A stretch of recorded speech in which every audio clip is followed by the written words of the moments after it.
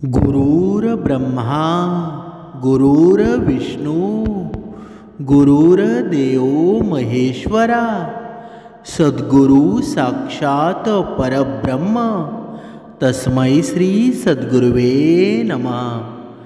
जय जय रघुवीर समर्थ श्रीराम समर्थ। सद्गुरु चरणांना नतमस्तक होऊन आपण या सुंदर सकाळच्या वातावरणामध्ये सर्वजण उपासना करूनच श्रवणाला बसलेले आहात असं समजून आपण या निरूपणास सुरुवात करूया। आज आपण या निरूपणामध्ये पाहणार आहोत की अशा कोणत्या 3 स्त्रिया आहेत की त्यांनी तुळशी मातेला कधीच पाणी अर्पण करू नये, कधीच जळ अर्पण करू नये। कारण का? कारण ते जर त्यांनी केलं ना तर त्यांना घोर महापाप लागू शकतं। अशा कोणत्या स्त्रिया आहेत त्या आज आपण या निरूपणामध्ये पाहणार आहोत। एकदा देवी सत्यभामा भगवान श्रीकृष्णांजवळ येते आणि त्यांना विचारू लागते की प्रभू, तुम्ही यापूर्वी मला तुळशीला जळ अर्पण करण्याचं आणि तुळशीजवळ दिवा लावण्याचं महात्म्य तुम्ही मला सांगितलेलं होतं, परंतु हे प्रभू, आज मी तुमच्याकडे हे जाणून घेण्याच्या उद्देशानं आली आहे की तुळशी मातेला जळ अर्पण केल्यामुळं आणि जळ अर्पण करण्याचे नियम कोणते आहेत। अशी कोणती स्त्री आहे जी तुळशीला जळ अर्पण करू शकते आणि अशी कोणती स्त्री आहे की जी तुळशीला जळ अर्पण करू शकत नाही। या विषयामध्ये मला कृपया ज्ञान द्या। तेव्हा भगवान श्रीकृष्ण म्हणतात, हे सत्यभामा, आज तुम्ही खूपच उत्तम प्रश्न विचारलेला आहे आणि तुळशीला जळ अर्पण करण्याचे काही महत्त्वपूर्ण नियम असतात ना, ज्या नियमांचे पालन करतच तुळशीला जळ अर्पण करायला हवं। जर एखादा व्यक्ती या नियमांचं पालन करत नसेल तर अशा व्यक्तीला महापाप लागत असतो आणि माता लक्ष्मी असं घर लगेच सोडून जाते। हे देवी, आज मी अशा 3 स्त्रियांबद्दल तुम्हाला सांगणार आहे ज्या स्त्रियांनी चुकूनही तुळशीला जळ अर्पण करू नये। अशा स्त्रियांना तुळशी मातेला जळ अर्पण करण्याचा कोणताही शुभफळ प्राप्त होत नाही। उलट जर या 3 स्त्रियांनी तुळशी मातेला जर जळ अर्पण केलं ना तर यांना महापाप लागू शकतं। तुळशी मातेला हे जळ अर्पण करण्याचे नियम सांगण्यापूर्वी हे देवी, तुम्हाला जानकीचा प्राचीन इतिहास सांगत आहे। म्हणजेच काय? म्हणजे तुम्ही लक्षपूर्वक ऐका। जी पण ही स्त्री आहे ना या प्राचीन कथेला श्रवण करते अशा स्त्रीला अनंत पुण्याची प्राप्ती होते।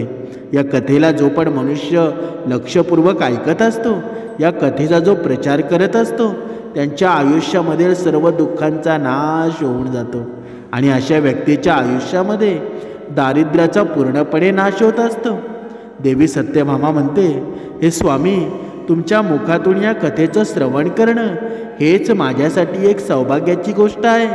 कृपया तुम्ही ही कथा सांगण्यास सुरुवात करा, मी ही कथा नक्की पूर्णपणे ऐकेल।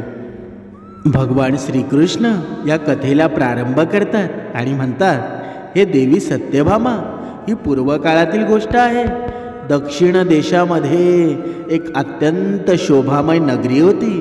त्या नगरीमध्ये गजानन नावाचा एक ब्राह्मण निवास करत होता आणि गजानन खूपच बुद्धिमान होता आणि शास्त्रांमध्ये वेदांमध्ये अतिशय हुशार आणि पारंगतसुद्धा होता। त्याने वेदांचे खूप अध्ययन केले होते आणि त्याच नगराच्या शेजारी आणखी एक नगर होतं। त्या नगरामध्ये रामभाऊ नावाचा एक विद्वान ब्राह्मण राहत होता। त्याला एक मुलगी होती आणि जिचे नाव होतं ना ते जानकी होतं। रामभाऊनं खूपच प्रेमाने आणि त्याच्या लाडक्या मुलीला वाढवलं होतं आणि रामभाऊंची ही मुलगी अत्यंत दिसायला सुंदर होती आणि सुंदरतेशिवाय ती गुणवानसुद्धा होती। जेव्हा जानकी लग्नासाठी पात्र होते तेव्हा रामभाऊला त्याच्या मुलीच्या लग्नाची चिंता सतावू लागली। त्यामुळं रामभाऊ त्याच्या पत्नीला म्हणाला, आपली मुलगी आता खूप मोठी झाली आहे आणि म्हणूनच आपण तिचं लग्न लावून द्यायला हवं। तेव्हा रामभाऊंची पत्नी म्हणते, हे स्वामी, माझ्या दृष्टीमध्ये एक विद्वान ब्राह्मण आहे ज्याचं नाव गजानन आहे आणि माझं असं मत आहे की आपल्या मुलीचं लग्न आहे ना त्याच श्रेष्ठ ब्राह्मणासोबत करण्यात यावं. गजानन ब्राह्मणासोबत आपल्या मुलीचं लग्न लावल्यामुळं आपली मुलगी आनंदी आणि आयुष्य जगू शकेल. रामभाऊ म्हणतो, तू अगदी योग्य म्हणतेस. मी सुद्धा गजाननबद्दल खूप काही ऐकलं आहे. आपण आपल्या मुलीचं लग्न आहे ना, त्यांच्यासोबतच लावून देऊया. मी उद्याच त्यांच्या घरी आपल्या मुलीच्या लग्नाचा प्रस्ताव घेऊन जातो. त्यानंतर रामभाऊ मुलीच्या लग्नाचा प्रस्ताव घेऊन गजाननच्या घरी जातो आणि घरी गजाननच्या त्याच्या आईवडिलांची सेवा करत होता. जेव्हा रामभाऊ गजाननला त्याच्या आईवडिलांची सेवा करताना पाहतो तेव्हा त्याला खूप आनंद होतो. तो विचार करू लागतो, अरे वा, हा ब्राह्मण पुत्र तर खूपच महान आहे. हा तर खूपच आनंदाने त्याच्या आईवडिलांची सेवा करत आहे. जेव्हा गजानन पाहतो ना की रामभाऊ त्यांच्या द्वारात उभे आहेत तेव्हा तो त्यांचे स्वागत करतो आणि म्हणतो, हे ब्राह्मण देवता, तुमचे आमच्या घरामध्ये स्वागत आहे. सांगा, मी तुमची कशा प्रकारे मदत करू शकतो बरं? गजाननचे आदरातिथ्य पाहून रामभाऊ अत्यंत खुश होतो आणि तो पाहतो की गजाननचे घर अत्यंत पवित्र आणि स्वच्छ आहे. त्याच्या घरासमोर एक तुळशीचं झाड आहे आणि घराच्या आतमध्ये भगवान श्री हरी विष्णू यांची प्रतिमा ठेवलेली आहे. यामुळं रामभाऊची खात्री पटते की गजाननच त्याच्या मुलीसाठी योग्य वर आहे. त्यानंतर रामभाऊ गजाननला म्हणतो, हे गजानन, आज मी तुमच्याजवळ माझ्या मुलीच्या लग्नाचा प्रस्ताव घेऊन आलो आहे. माझ्या मुलीसाठी तुमच्यासारखा चांगला माणूस इतरत्र कुठेही सापडू शकत नाही. गजाननचे आई वडीलसुद्धा रामभाऊचं हे बोलणं ऐकल्यानंतर खूप प्रसन्न होऊन जातात आणि गजाननला लग्न करण्यासाठी तयार करतात. त्यानंतर गजाननसुद्धा लग्न करण्यासाठी तयार होऊन जातो. विवाहाचा मुहूर्त ठरवला जातो आणि एका पवित्र ठिकाणी गजानन आणि जानकीचा विवाह सोहळा संपन्न केला जातो. जानकीचे सुंदर आणि मनमोहक रूप पाहून गजानन खूपच आनंदित होतो आणि जानकी अत्यंत गुणवान आणि चारित्र्यवान स्त्री होती. विवाहानंतर जेव्हा जानकी गजाननच्या घरी जाते तेव्हा ती तिच्या नवऱ्याची, सासू सासऱ्यांची खूप चांगल्या प्रकारे सेवा करते. तिच्या गोड बोलण्यानं आणि कार्यानं ती सर्वांचं मन जिंकून घेते. जानकीच्या ही सासरची लोक बघा जानकीच्या वागणुकीमुळं खूपच आनंदी असतात आणि जानकी नेहमी नवऱ्यापूर्वी उठून घराचं अंगण साफ करायची. त्यानंतर घरामध्ये साफसफाई करायची. त्यानंतर ती आंघोळ करायची. आंघोळ केल्यानंतर ती नित्यनेमाने तुळशी मातेला जळ अर्पण करायची आणि त्यानंतर घरात पूजन करून भगवान श्रीहरी विष्णू आणि माता लक्ष्मी यांची पूजा करायची. त्यानंतर अन्न शिजवून त्यामध्ये तुळशीपत्र ठेवून तो प्रसाद भगवान श्रीहरी विष्णू यांना अर्पण करायची. त्यानंतर ती तिच्या नवऱ्याला भोजन द्यायची आणि त्यानंतर स्वतः भोजन ग्रहण करायची. रात्री ती पतीचे पाय दाबून नवरा झोपल्यानंतर ती झोपायची आणि जानकीमध्ये एक पतिव्रता स्त्रीचं सर्व लक्षणं होतं. ती तिच्या नवऱ्याला देव मानायची आणि देव मानूनच नवऱ्याची सेवा करत असे. जानकीने पती व्यतिरिक्त दुसऱ्या पुरुषाबद्दल कधीच विचार केला नाही. इथे बघा समर्थांनी सुद्धा सांगितलेलं आहे, जी स्त्री असते ना आपल्या नवऱ्या वाचून दुसऱ्या पुरुषाबद्दल जर विचार करत असेल ना तर ते पतिव्रता आहे ना ते कधीच व्यवस्थित राखले जात नाही. म्हणून प्रत्येक स्त्रीनं सुद्धा आणि प्रत्येक पुरुषानं सुद्धा पतिव्रता हे व्रत आहे ना ते कधीच विसरू नये. म्हणून बघा ती नेहमी धर्माचं पालन करणारी आणि धार्मिक कार्य करणारी ती पवित्र स्त्री होती. तिने कधीही तिच्या आयुष्यामध्ये कोणतंही अशुभ कार्य केले नाही. जानकीचा असा सात्विक आणि सरळ स्वभाव पाहून माता लक्ष्मीसुद्धा जानकीवर प्रसन्न असायची. ज्यामुळं माता लक्ष्मी स्वतः तिच्या घरात येऊन निवास करू लागते. ज्यामुळं जानकीच्या आयुष्यामध्ये सुख समृद्धी अनेक पटीने वाढली.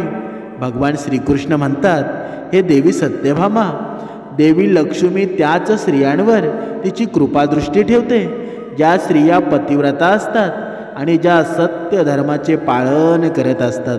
जानकीमध्ये ते सर्व लक्षणं होती जे एका श्रेष्ठ पतिव्रता स्त्रीमध्ये असायला हवेत. परंतु हे देवी, पुढे मी तुम्हाला सांगणार आहे की जानकीने एक चूक केली, ज्या चुकीमुळं देवी लक्ष्मी तिचं घर त्यागून निघून गेली. एके दिवशी सकाळी जानकीचा नवरा अत्यंत कामातून होऊन जानकीच्या जवळ आला आणि त्यानंतर त्याने जानकीसोबत संबंध स्थापित केला, ज्यामुळं जानकीचे शरीर अपवित्र झाले. परंतु जानकीचं मनसुद्धा कामाच्या प्रभावामध्येच होतं आणि त्यामुळे ती तिचे नित्य नियम विसरून गेली. तिने नवऱ्यासोबत संबंध ठेवल्यानंतर आंघोळ न करताच तुळशी मातेला स्पर्श केला आणि तुळशी मातेला जळ अर्पण केला. त्यामुळे घडतं असं की जानकीच्या शरीरामध्ये मोहमाया प्रवेश करते. जानकीच्या शरीरामध्ये मोहमाया प्रवेश करताच देवी लक्ष्मीने जानकीचं घर त्यागलं आणि माता लक्ष्मी जानकीचं घर सोडून निघून जाते. जानकीच्या शरीरामध्ये प्रवेश केलेल्या त्या मोहमायानं जानकीला सर्व धार्मिक कार्यापासून दूर ठेवलं, ज्यामुळे याचा विपरीत परिणाम जानकीच्या नवऱ्यावर सुद्धा झाला आणि तो सुद्धा नेहमी कामातूर राहून जानकीसोबत राहू लागला. त्याचं मन नेहमी कामामध्ये मग्न असायचं. मग एके दिवशी जानकीच्या नवऱ्यानं सर्व सीमा ओलांडल्या आणि त्यानं जानकीच्या मासिक धर्माच्या काळातच तिच्यासोबत संबंध ठेवला, ज्यामुळं जानकीच्या शरीरामध्ये निवास करत असलेल्या ब्रह्महत्येच्या पापानं तिच्या नवऱ्याच्या शरीरामध्ये प्रवेश केला. पुढे भगवान श्रीकृष्ण म्हणतात, हे देवी, सत्यभामा जेव्हा स्त्री मासिक धर्मात असते तेव्हा तिच्या शरीरामध्ये 3 दिवस ब्रह्महत्येचं पाप निवास करत असतो. कारण ब्रह्मदेवानेच इंद्रदेवाच्या शरीरातून ब्रह्महत्येचं पाप काढून वृक्ष, जळ आणि अग्नी आणि अप्सरांना ग्रहण करण्यास सांगितलं होतं. आणि त्याच दिवसापासून स्त्रियांच्या शरीरामध्ये मासिक धर्मामध्ये ब्रह्महत्येचं पाप निवास करत असतं. आणि जो पण पुरुष मासिक धर्माच्या वेळी स्त्रीला स्पर्श करतो, तिच्यासोबत संबंध ठेवतो ना, तेव्हा हा पाप असतो ना त्या पुरुषाच्या शरीरामध्ये प्रवेश करत असतो. आणि तोच ब्रह्महत्येचा पाप आहे ना, तो जानकीच्या नवऱ्याच्या शरीरामध्ये प्रवेश करतो, ज्यामुळं तो जमिनीवर पडला आणि त्याला लगेच कुष्ठरोग झाला. त्याच्या अंग जळजळ करू लागलं, शरीरावर अनेक जखमा झाल्या. तो यातनेनं ओरडू लागला, हे देवा, माझ्याकडून हे खूप मोठं पाप झालं आहे. मला सर्व काही माहीत असून सुद्धा मी घोर पाप केला आहे. आता माझं रक्षण कोण करणार? जानकीची सासू लगेच त्या ठिकाणी येते आणि तेव्हा तिनं पाहिलं की तिचा मुलगा कुष्ठरोगाने ग्रस्त होऊन जमिनीवर पडला आहे. ती रागात येऊन जानकीला म्हणू लागली, ए पापिणी, तू हे काय केलं आहेस? तू तुझ्या नवऱ्याचे धर्म भ्रष्ट केला आहेस. नवऱ्याची ही अशी अवस्था पाहून जानकीसुद्धा घाबरते आणि ती जोर जोरामध्ये ओरडू लागली. ती सासूबाईला म्हणाली, सासूबाई, मला क्षमा करा, माझ्याकडून खूप मोठी चूक घडली आहे. कामाच्या प्रभावामुळं माझ्याकडून हा अपराध घडला आहे. जानकीची सासूबाई म्हणते, पापीने तू या घरामधून आत्ताच निघून जा. तुझ्यासारख्या पापी स्त्रीला या घरामध्ये अजिबात जागा नाही. तू माझ्या मुलाच्या आयुष्याला नरकासमान केलं आहेस. जानकी म्हणते, सासूबाई, मी कुठे जाऊ? माझ्या नवऱ्या व्यतिरिक्त माझा दुसरा कोणीही नाही. मी त्यांच्याशिवाय जिवंत राहू शकत नाही. तेव्हा जानकीची सासू म्हणते, तुला वाटेल ते कर, कुठे जाऊन जीव दे, परंतु तू आता या घरात राहू शकत नाहीस. इतकं म्हटल्यानंतर जानकीच्या सासूनं जानकीला धक्के मारून घरातून बाहेर काढलं. त्यानंतर जानकी दुःखी होऊन घरातून निघून जाते. तिला तिच्या चुकीचा खूपच पश्चाताप वाटू लागतो. तिला काहीच समजत नव्हतं की नक्की करायचं तरी काय. जानकी चालत चालत एका जंगलामध्ये पोचते. त्याच वनामध्ये एका साधूचा आश्रम होता आणि तेव्हा ती त्या आश्रमामध्ये मदत मागण्यासाठी जाते. तेव्हा तिथे कोणीही नसतो. जानकी त्याच आश्रमामध्ये जाऊन बसते आणि तिच्या चुकीबद्दल विचार करू लागते. मग काही वेळानंतर एक ऋषी तिथे येतात आणि ज्यांचा तो आश्रम असतो. जेव्हा तो ऋषी एका स्त्रीला त्याच्या आश्रमामध्ये दुःखी अवस्थेमध्ये पाहतात तेव्हा ते आश्चर्यचकित होतात आणि जवळ जाऊन त्या स्त्रीला विचारतात, हे कल्याणी तू कोण आहेस आणि तुला असं कोणतं दुःख आहे ज्यामुळे तू इथे एकटी बसली आहेस? तुझ्या दुःखाचे कारण काय आहे? तेव्हा ती स्त्री म्हणते, हे मुनिवर, माझं नाव जानकी आहे. माझ्याकडून एक मोठी चूक घडली आहे, ज्यामुळं मी माझ्या कुटुंबापासून विभक्त होऊन इथे आली आहे. तेव्हा ते ऋषी म्हणतात, हे देवी, तू हे काय म्हणत आहेस? तू कोणतं पाप केलं आहेस? मला सर्व काही विस्तार स्वरूपामध्ये सांग, जेणेकरून मी तुला काही मदत करू शकेल. जानकी म्हणते, हे मुनिवर, माझ्याकडून एक घोर पाप घडला आहे. मासिक धर्माच्या वेळी मी माझ्या पतीसोबत संबंध ठेवला आणि ज्यामुळं माझ्या पतीला कुष्ठरोगसारखा आजार झाला आहे आणि ते यातना सहन करत आहेत. तेव्हा ते ऋषी म्हणतात, पोरी, तू काळजी करू नकोस. तुझ्याकडून पाप घडला आहे ना, त्या पापाचं प्रायचित्तसुद्धा कर. तुला या पापापासून मुक्ती नक्कीच मिळेल. तू या आश्रमात बसून भगवान श्री हरी विष्णू यांची पूजा कर आणि रोजच्या रोज तुळशी मातेला जल अर्पण कर आणि गो मातेची सेवा कर. तुझा नवरा लवकरात लवकर बरासुद्धा होईल. त्यानंतर जानकी तिथेच त्याच आश्रमामध्ये राहून भगवान श्रीहरी विष्णू यांची नित्य नेमाने पूजा करू लागते. रोज आंघोळ करून ती ब्रह्मचर्याचे पालन करून तुळशी मातेला जळ अर्पण करते आणि तुळशीपत्र टाकून भगवान श्रीहरी विष्णू यांना प्रसाद अर्पण करते. त्यानंतर गायीची सेवा करते. दिवसभर ती भगवान श्रीहरी विष्णूंची मूर्ती समोर बसून त्यांची पूजा करत राहते. अशा प्रकारे 1 वर्ष निघून जातो. भगवान श्रीहरी विष्णू जानकीच्या या दीर्घ निष्ठेने आणि भक्तीने अत्यंत प्रसन्न होतात आणि जानकीला साक्षात दर्शन देतात. श्रीहरी विष्णू यांना समोर पाहून जानकी त्यांना प्रणाम करू लागते. तेव्हा भगवान श्रीहरी विष्णू जानकीला म्हणतात, हे पुत्री, तू खूपच श्रद्धेने आणि भक्तिभावनेने माझी आराधना केली आहेस आणि म्हणूनच मी तुझ्यावर प्रसन्न झालो आहे. बोल, तुझी काय इच्छा आहे बरं? तेव्हा जानकी म्हणते, हे प्रभू, कृपया मला सांगा, माझ्या कोणत्या दोषामुळं माझ्यामध्ये कामाचा वास झाला बरं, ज्यामुळे माझ्याकडून घोर पाप घडला आहे, ज्यामुळे माझ्या पतीला कुष्ठरोग झाला आहे. भगवान श्रीहरी विष्णू म्हणतात, हे पुत्री, आता तू लक्षपूर्वक ऐक.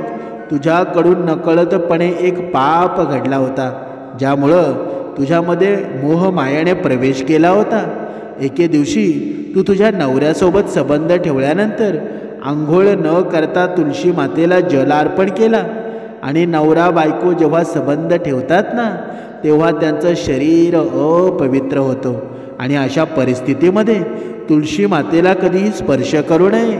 तुळशी माता असते ना, ही लक्ष्मी मातेचं रूप आहे आणि तू अपवित्र स्वरूपामध्ये तुळशी मातेला जल अर्पण केला होता आणि ज्यामुळं देवी लक्ष्मीने तुझ्या घराचे त्याग केला आहे आणि मोहमायेनं तुझ्यामध्ये प्रवेश केला आहे आणि त्याच मोहमायेमुळं तुझ्यामध्ये आणि तुझ्या नवऱ्यामध्ये कामाचा प्रभाव वाढला आणि मासिक धर्माच्या वेळी तुझ्या नवऱ्याने तुझ्यासोबत संबंध ठेवल्यामुळं तुझ्या नवऱ्याला कुष्ठरोग झाला आहे. तेव्हा जानकी म्हणते, प्रभू, नकळतपणे माझ्याकडून एक खूप मोठं पाप घडलं आहे आणि आता या पापाचं प्रायचित्त काय आहे बरं? तेव्हा भगवान श्रीहरी विष्णू म्हणतात, हे जानकी, या पापाचं प्रायचित्त तू 1 वर्षापर्यंत ब्रह्मचर्य व्रताचं पालन करून केलं आहेस, म्हणून तू या पापापासून मुक्त झाली आहेस.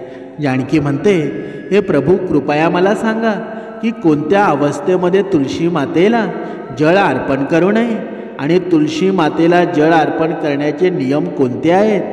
भगवान श्रीहरी विष्णू म्हणतात, हे जानकी, आता मी तुला तुळशी मातेला जळ अर्पण करण्याचे नियम सांगत आहे. तू हे नियम लक्षपूर्वक ऐक.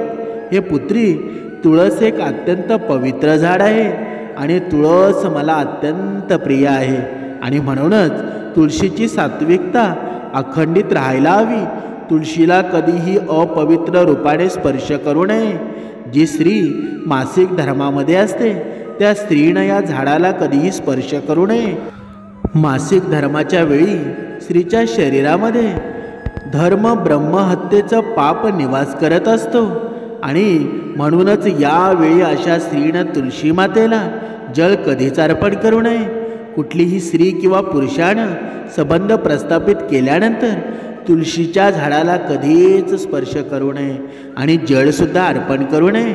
संबंध ठेवल्यानंतर जी स्त्री किंवा पुरुषाचं शरीर असतं ते अपवित्र होतं आणि अशा स्थितीमध्ये तुळशीच्या झाडाला स्पर्श केल्यामुळे दोष लागत असतो आणि माता लक्ष्मी अशा ठिकाणाहून लगेच निघून जाते.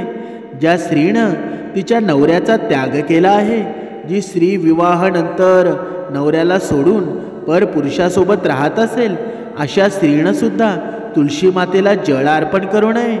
तुळशी मातेची पूजा करण्याचा अधिकार आहे ना फक्त पतिव्रता स्त्रियांना आहे. जी स्त्री पतिव्रता नसते अशा स्त्रीनं तुळशी मातेची पूजा किंवा तुळशी मातेला जल कधीच अर्पण करू नये. आता इथे काही स्त्रियांच्या मनामध्ये एक प्रश्न निर्माण झाला असेल की माझा पतीच चांगला नाही तर मी मग पतिव्रता आहे की नाही बरं. मी पुरेपूर प्रयत्न करते की माझा पती सुधरावा, पण तो वेगळ्या स्त्रीच्या गमनामध्ये आहे तर मी काय करू शकते बरं. बघा, अशा सुद्धा काही स्त्रिया आहेत की त्या पवित्र आहेत, पण त्यांचा नवरा आहे ना, त्यांचा पती आहे, काही अंशी त्यांना साथ मात्र देत नाही. बघा, वेगवेगळे प्रसंग असतात, प्रत्येकावर येत असतात, पण समर्थांनी सांगितलेलं आहे अशी कधी परिस्थिती निर्माण जर होत असेल ना तर ते पाप कधीच लागत नाही. तुम्ही परमेश्वराची नितांत सेवा करा, तुम्हाला ते फळ नक्कीच मिळणार आहे आणि तुमच्या जे नशिबात आहे ना ते चांगल्यात चांगलं घडणार आहे. त्याच्यामुळं तुमच्या जीवनामध्ये जर पती असेल आणि जो पती असून सुद्धा तुमच्या सोबत नसेल ना तरी घाबरून जाऊ नका. तुम्ही नित्य नेमाने परमेश्वराची सेवा करा, परमेश्वराची भक्ती करा, नक्कीच त्याचं फळ तुम्हाला मिळणार आहे. पुढे जानकी भगवंताला दुसरा प्रश्न विचारते, हे प्रभू, माझा नवरा कुष्ठरोगाने पीडित आहे, कृपा करून तुम्ही माझ्या नवऱ्याला त्या रोगापासून मुक्तता करा.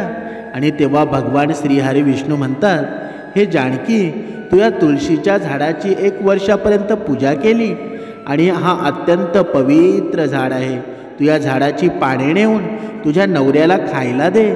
तुझा नवरा कुष्ठरोगापासून आणि पापांपासून मुक्त होईल.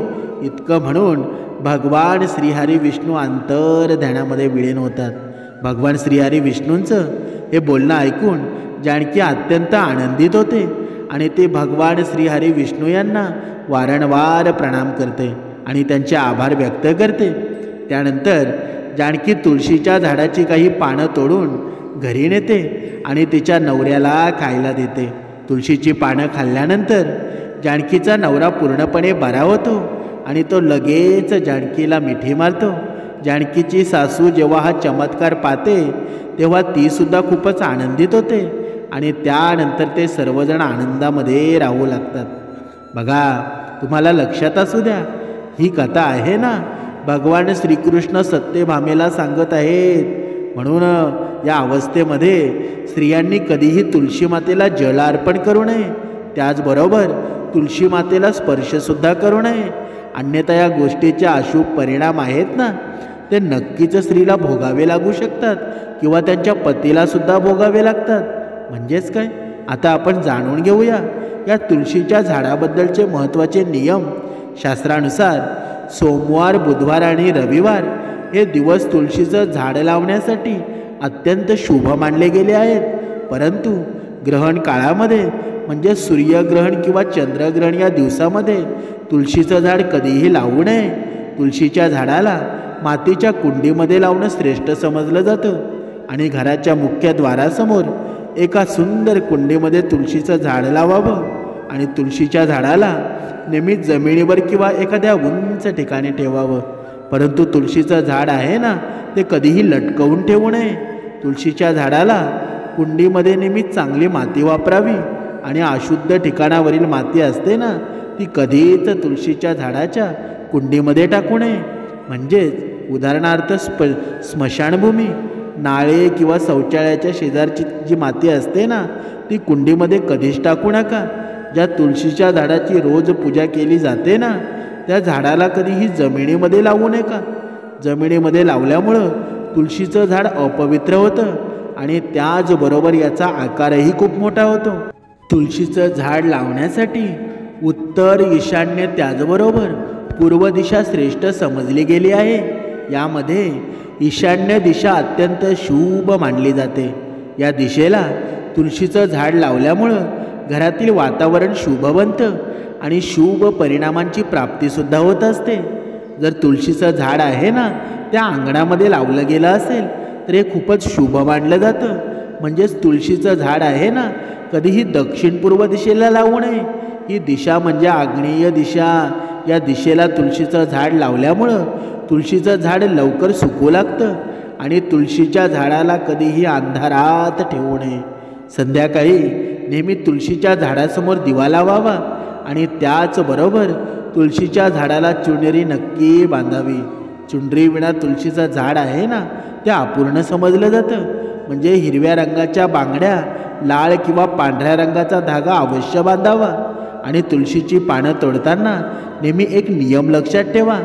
चाकू किंवा दुसऱ्या कोणत्याही धारदार शस्त्रांचा वस्तूंचा वापर करून कधीच तुळशीची पानं तोडू नका. तुळशीची पानं आहेत ना, ती नेहमी बोटानं तोडावीत आणि तुळशीच्या झाडाची कधी फांदी तोडू नये. जास्त वेळ लागू शकतो, परंतु तुळशीच्या झाडाचा एक पान तोडावा.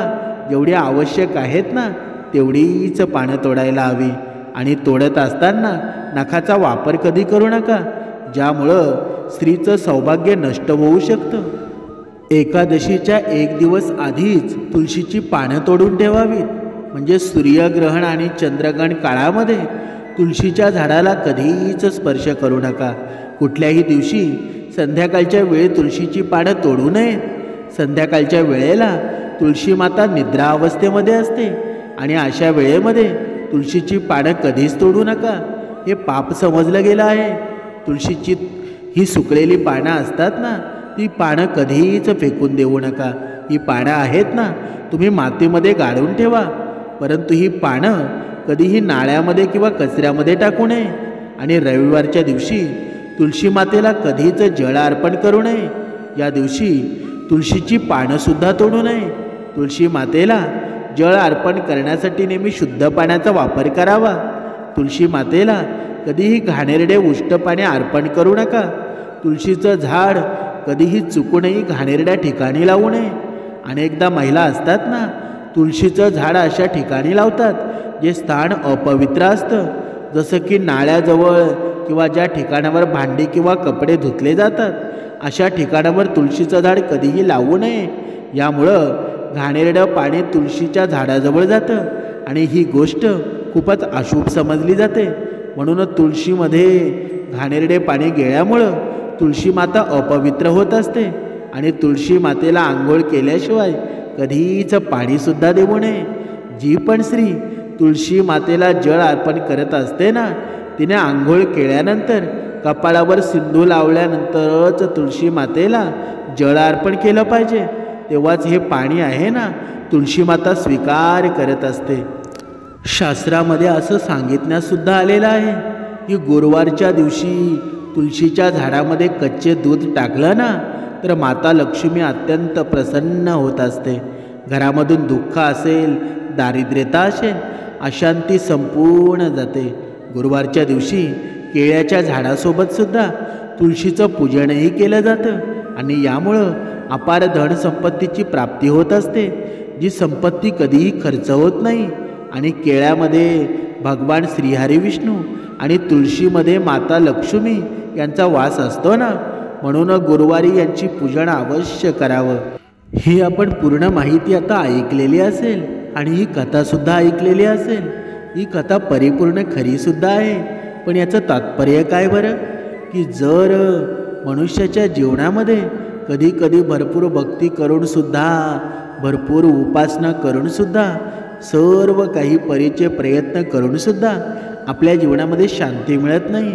म्हणून आपल्या जीवनामध्ये कधी कधी वास्तुशास्त्र आहे ना, कधी कधी आपण भक्ती मात्र करत असतो, पण वास्तुशास्त्राकडे लक्ष देत नाही.